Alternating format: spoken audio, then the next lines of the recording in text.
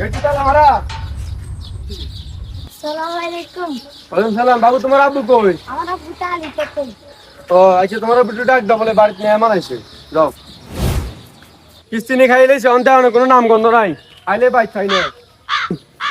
আব্বা আব্বা বাড়ির মেহমান আছে, সামনে ডাকে। আমার গুতা গুতি বাসি না, আবার মেহমান আইছে।